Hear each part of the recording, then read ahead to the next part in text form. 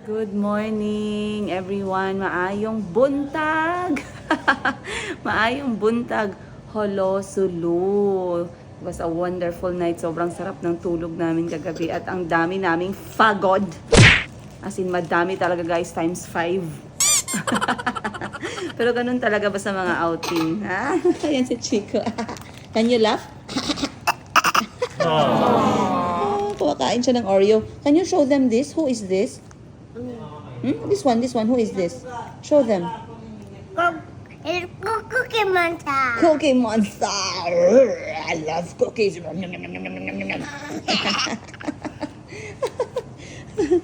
So anyway, sobrang sobrang lungkot ko kasi Oh, I watch in TV. yes, you can go and watch TV. Ang cute ni Chico kasi ang do I watch TV, hindi niya masabi yung do. So sabi niya, I watch TV, ma'am. Or I sleep with you, ma'am. Ganun. So anyway, nalulungkot ako guys kasi ang nangyari kahapon, sobrang kwentuhan ko kayo mamaya kung bakit ako nalungkot at talagang hanggang ngayon hindi ako makarecover. Mamaya papakita ko sa inyo kung ano ang nangyari at bakit at lahat ng detalye para ma-fill in ko naman kayo. Pero sobrang lungkot ko talaga. Medyo ang pangit ikwento pa kasi maaga pa. Mamaya na lang guys, i-share ko sa inyo. Pero ngayon, since eto na yung day 2 namin dito sa Sulu, and of course, it's also our last day sadly ng aming pamamasyal dito. Ayan, at nag-i-empake na kami ng aming mga gamit. And we are going to take them out of this room, simple room. So, ganito lang yung itsura ng accommodation. Baka magtanong kayo or mag-isip kayo, ano kayang itsura ng accommodation? It's just a basic one room with the essentials. Kama, kumot, unan, toilet, running water, electricity, pero magdala kayo ng extension wire kasi limited lang. At least merong TV at aircon. Very essential para sa mga bata. Perfect. Okay na yan. Goods na kami dyan. Nag-order kami ng breakfast to go kasi maaga kaming aalis today para sa ating day 2 activities. Kaya naku guys, another araw na naman. Huwag nyo kaming iwan sa another kwento-kwento ng aming buhay. Siyempre ng aming lakwatsa as single nanay ng 4. Huwag nyo kalimutan panoorin ng aming bagong Facebook page na marami na ng mini vlog. 4 at ako. Doon nyo makikita yung mga behind the scenes mini vlog voiceover ko with me and the kids. Yung mga challenges namin sa buhay bilang isang nanay. Ayan. At meron pa tayong coming na isa. Baby girl na half African, half Pinoy. Alright guys, I'll see you on today's episode. Pero ito, I will buy one. So, para sa ibibigay ko sa family members ko is something na they can really feel that they are in Sulu. Of course, ito yung pinaka-perfect Kahawa Sug coffee or the native coffee of Sulu in English. Ayan, Kahawa Sug. So, iba talaga ang lasa niya, guys. Baka iniisip nyo, pareho lang yung kape, Nescafe 3-in-1. Hindi, guys. Iba ang lasa ng kape ng Sulu. So, I will not miss this chance for my family to try this one. Ganda-ganda. I'm going to buy this one para sa sarili ko. Ayan. I love the message of this. I am Sama. These are the tribes dito sa Sulu. Sama, I am Tausug, I am Badjao, I am Yakan. Hashtag equality. No to racism. Yes? So I love this t-shirt kasi lagi ko naman kayong sinasabihan at lagi kong share sa inyo na nasasaktan talaga ako kapag meron tayong mga ginagawa na nakakasakit sa kapwa natin. Hindi lamang sa mga international or sa kulay ng balat or sa buhok, kundi pati sa mga tribo sa Pilipinas. Dahil it's very uneducated, you guys. At the same time, very insensitive and yeah, it's very selfish manners and behavior to still have that racism and inequality in our head. After all, we are all humans and the only thing we want in life is to be happy. Yahoo! So, I love my t-shirt. Thank you so much. I thank God Kaya mabuti merong tindahan dito sa labas ng aming accommodation. And while waiting, bibili lang ako ng wet wipes, tissue at saka tubig. Mga essentials kapag meron tayong mga bujinggit na kulot na sobrang kulit. Kung hindi marumi, laging napupo guys. At kung hindi naman napupo, laging uhaw. So baka mamaya wala na tayong stopover. So i-make sure natin na meron tayo yung mga kailangan. Iba talaga pag may mga bata na guys. Dapat yung iyong power ng pag-iisip to the level 9. 9 talaga madam. Umabot ka talaga ng 9. Ay, meron kaming tricycle sa Jensen guys. Meron silang sikat-sikat. Ang ganda ng mga sikat-sikat dito. Sobrang colorful. A few moments later.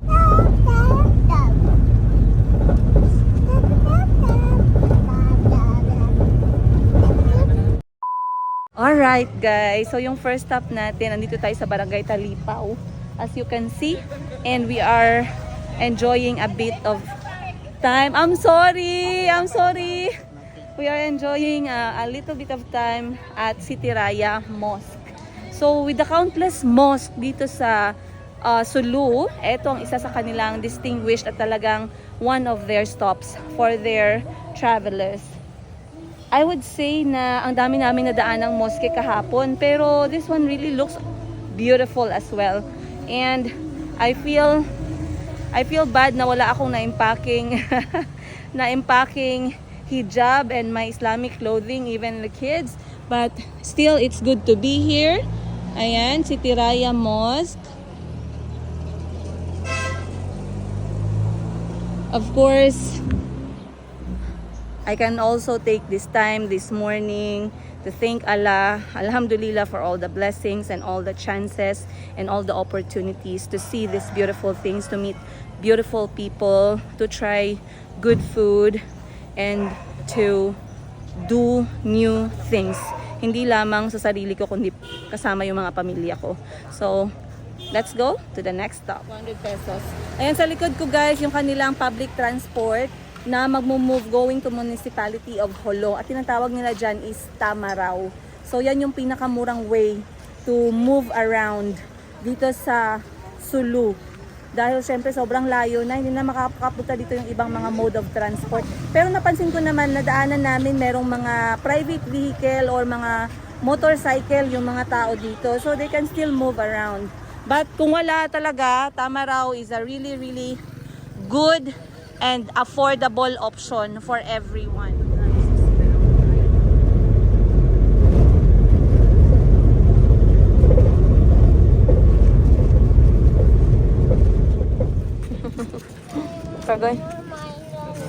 We're going to the boat now.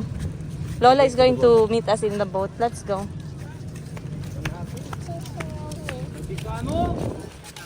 Put on your life vest, okay?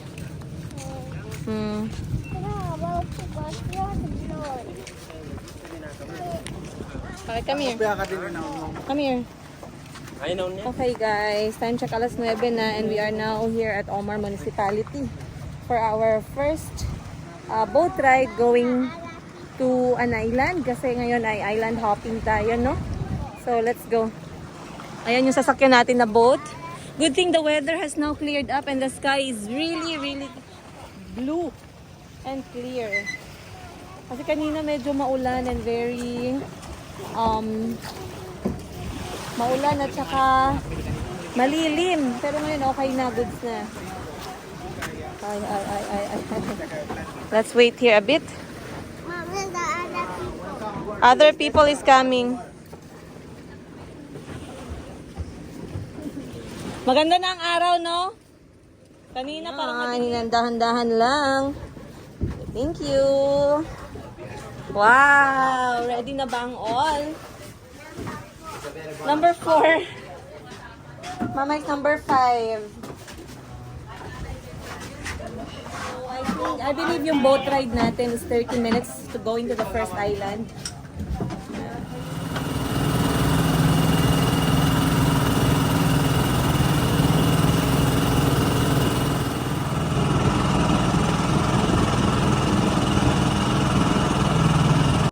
A few moments later.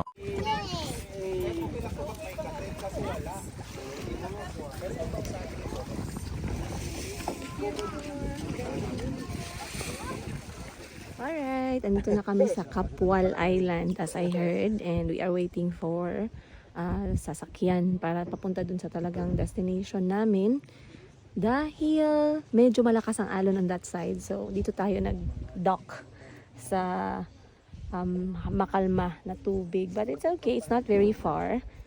So habang nag-aantay, ayun sila Chico, ayun si Calby, nag-enjoy muna ng dagat.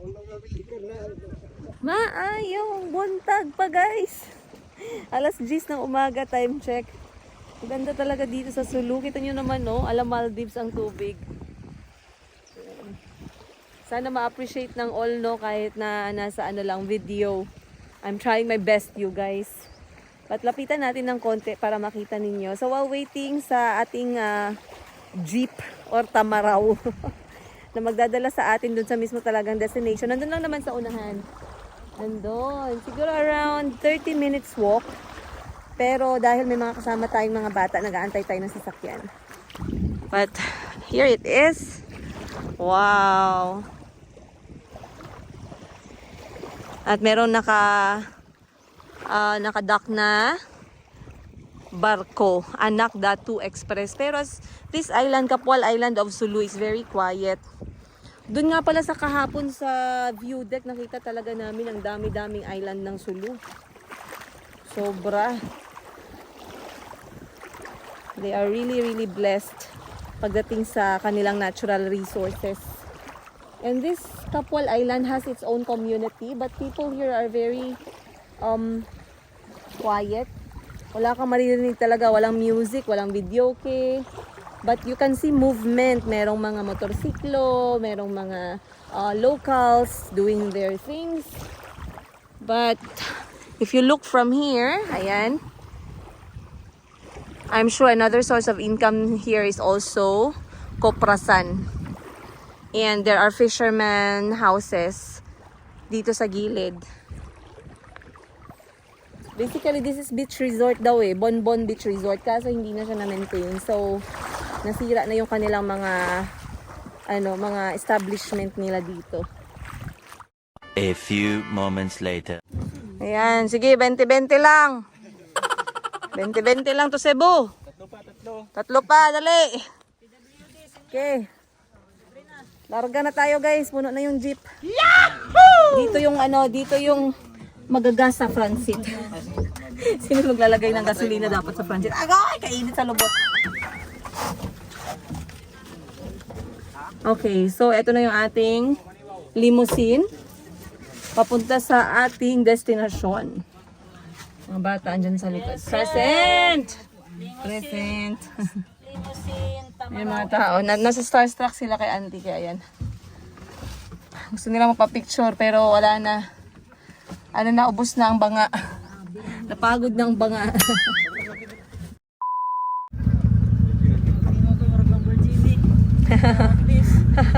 Sports car. Sports car ko na red. Alas 9 pa lang pala guys, maaga pa.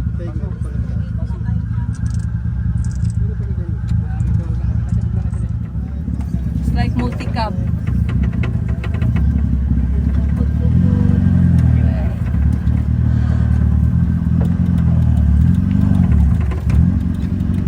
Grabe yung priority seat nating mga pregnant guys ang umabot dito sa Kapwal Island ng Sulu. Yahoo! Ayan ang mga locals.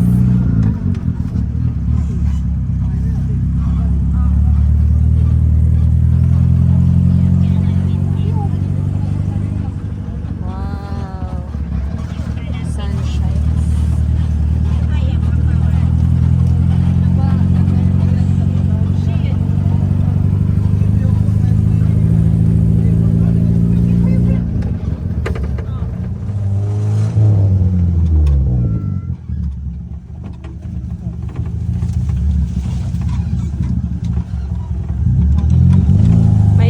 Mag-travel dito sa Africa guys.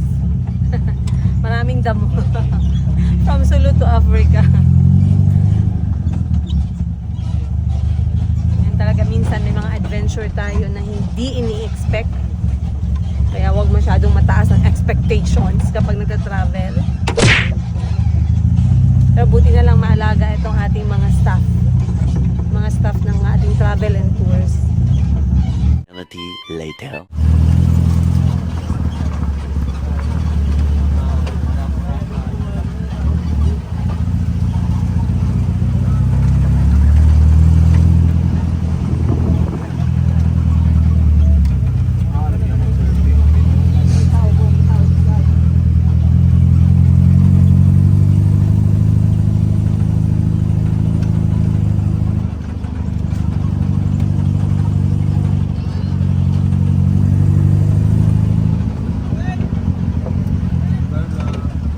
Lang. Grabe yung reunion namin guys. Ang destination namin sa reunion. Talagang effort match.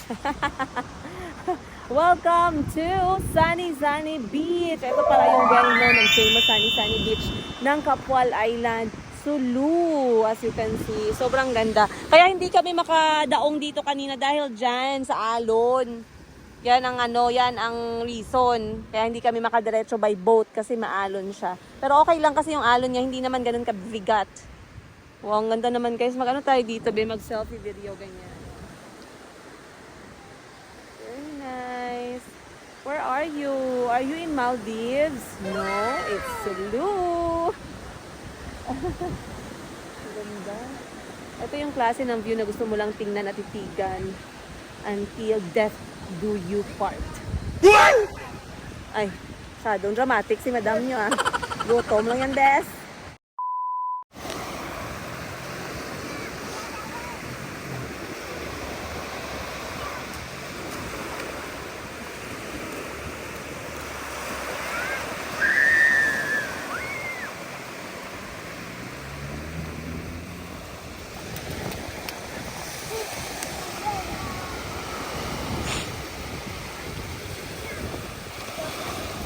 Can you open? No. I can. I'll ask Tito later.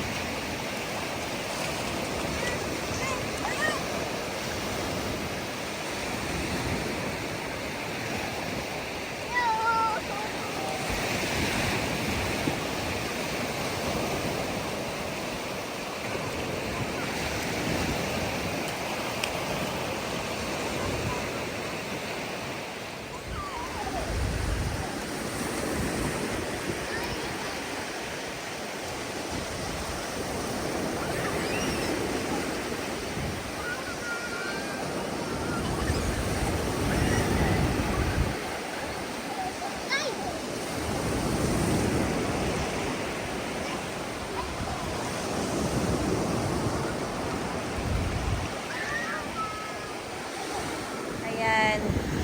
So si Auntie dahil takot siya sa tubig dagat. Guys, wag niyong i-misinterpret ha. Kaya ko sinasabing takot sa open sea or tubig dagat kasi walang dagat sa Uganda. Yun yung ibig kong sabihin. Hindi ibig sabihin takot sa tubig na hindi naliligo. Ayun talaga guys. Tarungin ninyo ako ba? Pero anyway, ayan.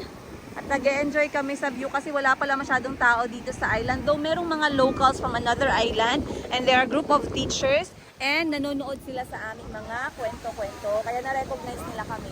Pero ayun lang naman, masaya lang siya kasi very relaxing yung alon. Yan.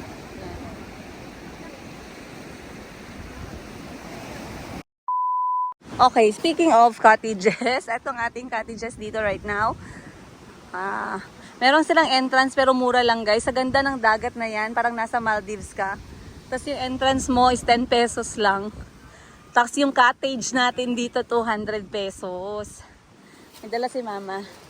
And of course, Zane Travels is now preparing our lunch. Budol! Mabubudol lang yung sikmura natin ngayon guys, hindi yung pitaka. Yes! So, piniprepare nila on ground ang lunch. And, wow, let's check it out. Okay. So, napakagandang touch dito, no? Very, anong tawag mo dyan? Napaka-special na detalye. Yung talaga nagpe-prepare sila ng lunch on the ground while the guests are having fun. Ayan, meron pa silang pasabaw ng buko, guys! Kayo, papayag ba kayong manirahan dito? Kaya ba? Give up na ba tayo sa buhay, guys? Give up na tayo sa bills ng kuryente at wifi. Dito na lang tayo manirahan. Ayan si Koya. Wow! Sarap. 20 ra. Nice.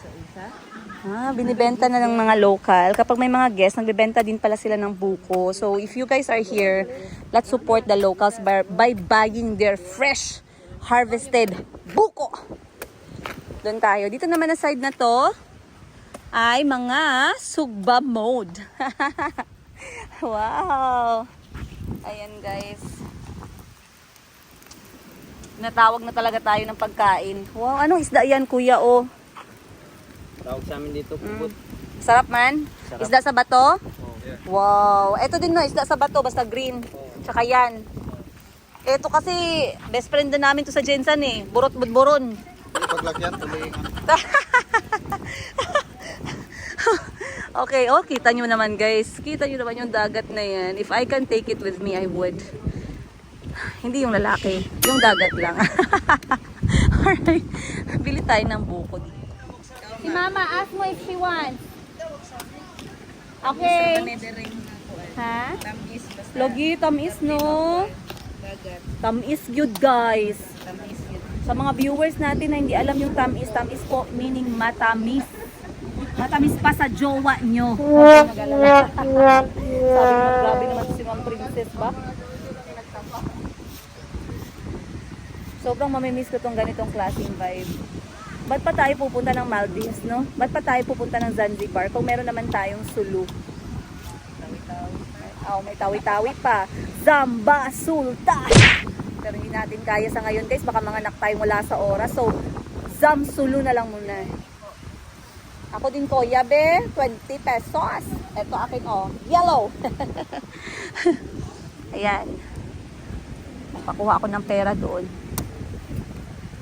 Wow, look at that, you guys. Yung ganitong klaseng feeling. Wow, yan, sarap. Fresh from gubat ng Amazon. Artista? Ito? Bong ang pangalan. Bong ang pangalan. Bong Navarro. Bong Navarro. Bong Navarro. Loko talaga to sila. Sabi nila yung pangalan daw ng isa na yan is Bong. Akala ko Bong Navarro. Pero for sure masarap yung Bong. Masarap si Bong. Masarap kuya. Ay! Nagpisik!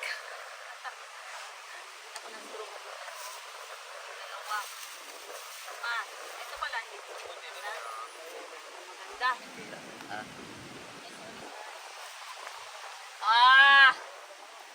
Perfect! Pero you know what guys? Since nandito na tayo, huwag na natin idaan sa straw. Diretso na.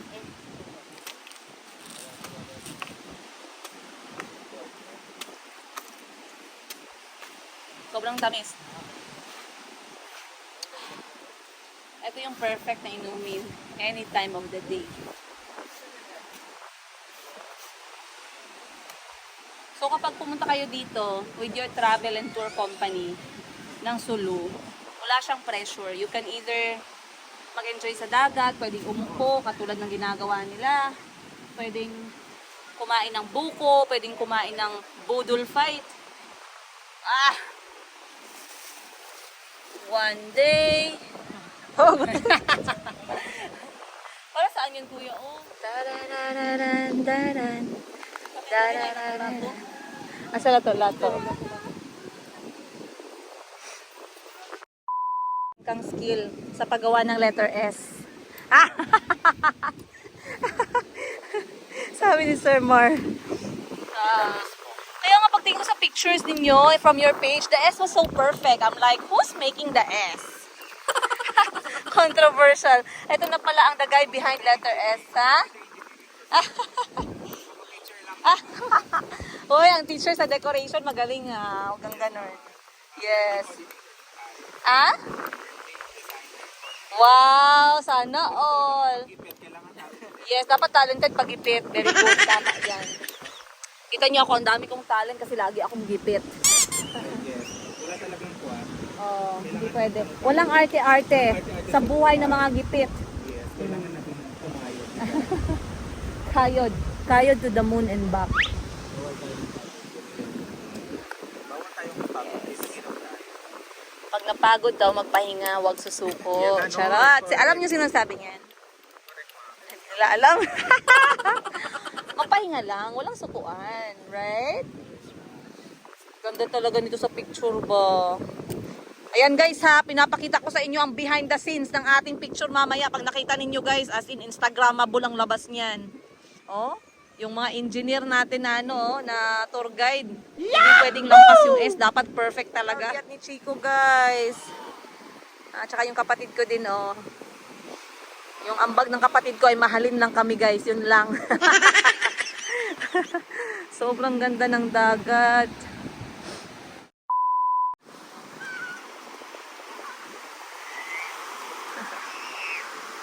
Huwag tayo dito guys.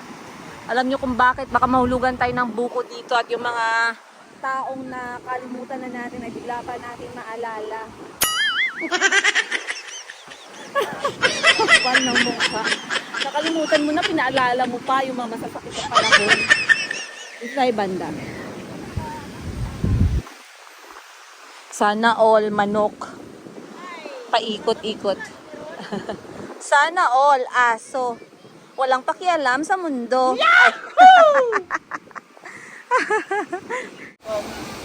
Grabe si Chico guys, 2 years old pa lang, madami ng mga paparazzi. Okay, you can use that one to play, but don't throw in the beach.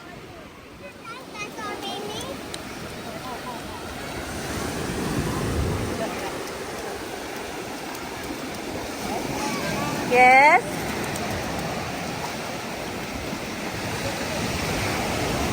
Run, Chico, run! Run! Run!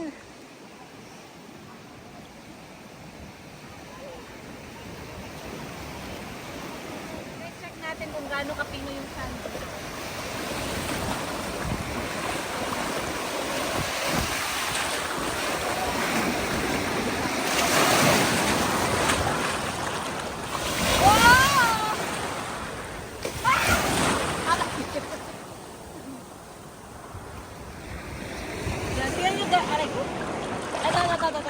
Ayan. Wow! Sobrang pino.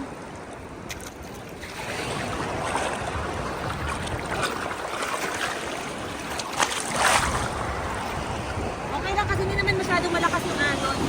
Wow! Pap, pap, pap. Wow! Oh, how about Calvin? Calby's turn.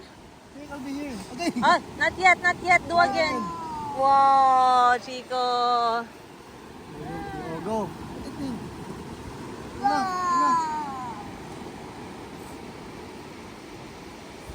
One, two, three. Oh, huh? Ano, pinapaspas pa.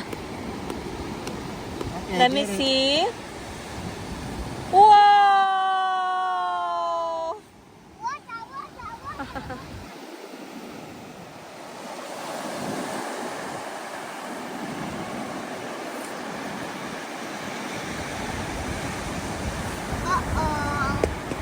Again, Chico. Again, Chico. Oh, too small. Wow Too daw. small.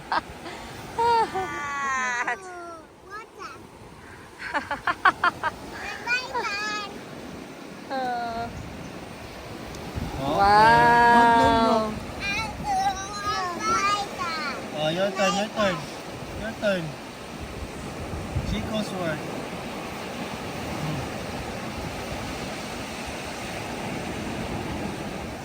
Alright guys, time check natin, malapit ng mananghalian.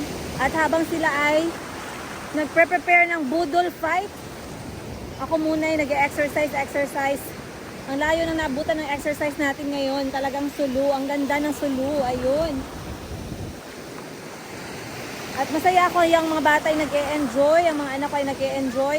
There's no chance na iiwan ko yung mga anak ko guys, no way. Tatawa lang ako, siguro sabi siguro nila bakit nag-travel ang 7 months pregnant. Kailangang alagaan. Pero in fairness talaga guys, grabe yung pag-alaga nila sa kanilang mga clients. Hindi lamang sa akin, kundi sa lahat ng clients nila today. And we feel very safe and welcome.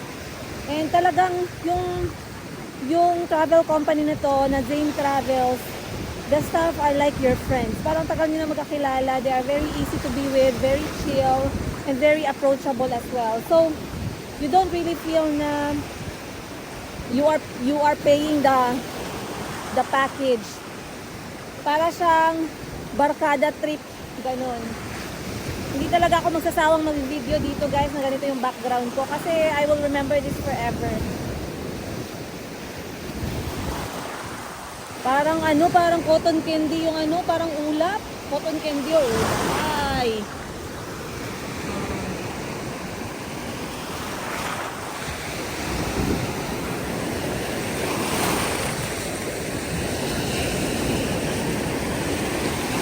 Wow!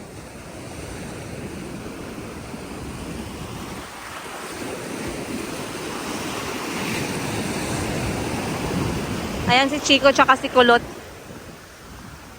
Nag-e-enjoy sila making sandcastle.